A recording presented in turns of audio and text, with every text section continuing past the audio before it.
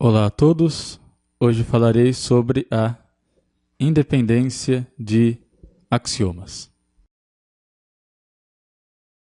Muito bem, no vídeo anterior nós definimos uma teoria formal para a lógica proposicional. Também cheguei a comentar que é possível demonstrarmos que essa teoria formal ela é correta, ou seja, que ela demonstra apenas tautologias, também que ela é completa, que significa que toda tautologia possui demonstração, e que, por fim, essa teoria formal ela é também decidível, ou seja, existe um procedimento efetivo, que nós vimos no vídeo passado, que pode ser o próprio método da tabela verdade, que consegue decidir quais fórmulas da teoria possui prova ou não. Então, esses três resultados, a corretude, a completude e a decidibilidade, são metateoremas, ou seja, são teoremas sobre a própria teoria formal, que nós definimos para a lógica proposicional. Claro que tais metateoremas não são necessariamente verdadeiros para todas as teorias formais. Então, por exemplo, Gödel demonstrou que uma teoria formal em que seja possível formalizar a aritmética não pode ser simultaneamente consistente e completa. Portanto, se a teoria formal é consistente, então ela é incompleta, ou seja, existe uma sentença verdadeira dessa teoria que não possui demonstração no escopo, é claro, dessa mesma teoria. Bom, nesse vídeo eu falarei sobre uma outra questão metamatemática, que é a independência de axiomas. Bom, o que significa dizer que um dado axioma A é independente dos demais axiomas de uma dada teoria formal? Significa, basicamente, que esse axioma não pode ser provado a partir dos demais axiomas utilizando as regras de inferência desta teoria. Uma forma de se mostrar a independência de um dado axioma é utilizando o conceito de interpretação. Então, uma interpretação, dizendo de forma não rigorosa, é uma atribuição de significado aos termos primitivos de uma teoria formal, de tal modo que as fórmulas dessa teoria passam agora a dizer respeito a um dado domínio de objetos. Bom, no próximo vídeo eu voltarei a falar sobre isso novamente. Então, por enquanto, essa ideia intuitiva já é suficiente. Então, observe o seguinte: se os axiomas de uma teoria formal possuem uma certa propriedade, por exemplo, serem verdadeiros, e as regras de inferência preservam essa propriedade, ou seja, quando eu utilizo uma regra de inferência em fórmulas que possuem essa propriedade, a conclusão, a fórmula resultante dessa aplicação, também possuirá a propriedade. Então, se isso acontece, a gente pode afirmar que todos os teoremas dessa teoria possuem também a determinada propriedade.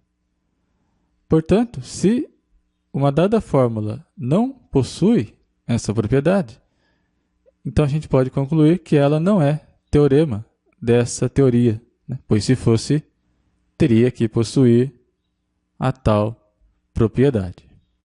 Então, por exemplo, tomando essa propriedade como sendo a verdade, a veracidade. Então, se a gente consegue exibir uma interpretação na qual todos os axiomas são verdadeiros e que as regras de inferência preservam a verdade, mas que um dado axioma não é verdadeiro, então a gente mostra que esse axioma não pode ser provado a partir dos demais axiomas, pois, se pudesse, ele também teria que ser verdadeiro. Então, dessa maneira, a gente demonstra que esse axioma é, portanto, independente em relação, é claro, aos demais axiomas dessa teoria que está sendo analisada. Agora, com relação aos axiomas da nossa teoria L para a lógica proposicional, que a gente viu no vídeo passado, e também depois em relação aos axiomas da lógica de primeira ordem, que a gente verá futuramente, a gente consegue demonstrar que eles são verdadeiros em qualquer interpretação. Então, a gente não consegue encontrar uma interpretação na qual um daqueles axiomas seja falso. Então, essa propriedade a gente não consegue usar nesse caso aqui. Então, a gente vai definir uma outra propriedade baseada numa lógica trivalente, ou seja, uma lógica com 3 valores de verdade, para mostrar a independência de um dado axioma da nossa teoria, que a gente definiu no vídeo anterior. Então, vamos se lembrar quais são os axiomas da nossa teoria formal L para a lógica proposicional. Então, a gente tinha 3 axiomas, né, que você está vendo aí na tela. Então, vamos mostrar, por exemplo, que o axioma A1 é independente dos demais, né, dos axiomas A2 e A3. Então, para isso, a gente vai considerar algumas tabelas verdade para os conectivos, que constitui uma interpretação para os nossos conceitos primitivos. Lembrando que a nossa teoria possui 2 conectivos primitivos, que é o conectivo de negação e o condicional. Então, no caso da negação, se minha fórmula assume o valor 0, a negação dessa fórmula assume o valor 1. Se ela assume o valor 1, a sua negação também assume o valor 1. E, finalmente, se ela assume o valor 2, a sua negação assume o valor 0. Então, a gente está definindo a interpretação do conectivo de negação dentro dessa lógica trivalente, né? Uma lógica em que a gente tem 3 valores verdade.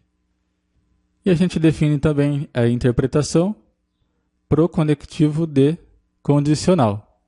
Então, quando uma fórmula A assume o valor 0 e uma fórmula B assume o valor 0, a condicional A implica B também assume o valor 0. Se a fórmula A assume o valor 0 e a fórmula B assume o valor 1, então a condicional assume o valor 2, né? E assim sucessivamente. Lembra que no vídeo anterior nós definimos que uma tautologia é uma proposição que sempre assumia o valor lógico verdadeiro. Da mesma maneira, nessa interpretação, a gente irá dizer que uma fórmula é uma zerologia. Aqui você pode inventar o nome que você quiser. Então, uma fórmula ela é uma zerologia se ela sempre assume o valor 0. Então, qual é a ideia a partir de agora? A gente quer mostrar que o axioma A1 é independente. Então, a gente vai demonstrar que ele não satisfaz essa propriedade de ser uma zerologia, enquanto que os outros, sim, né? Os outros satisfazem essa propriedade. E, além disso, a regra de inferência que a gente tem preserva essa propriedade. Então, primeiramente, o axioma A1 não é uma zerologia. Então, a gente pode fazer a sua tabela verdade, lembrando que a gente está considerando agora esta última interpretação que eu apresentei aqui. Então, usando aquelas tabelas verdade, a gente vai calcular o valor lógico deste axioma. Então, calculo C implica B, depois calculo B implica C implica B. Você pode depois, com mais calma, fazer essa tabela verdade. Mas note que esse axioma, né, B implica C implica B, que é o axioma A1, não assume sempre o valor zero. Existem ali algumas atribuições de valores para as quais esse axioma assume o valor 2, por exemplo. Então, a gente conclui que esse axioma não é uma zerologia, né? Não satisfaz essa propriedade. Bom, então o que a gente teria que fazer agora?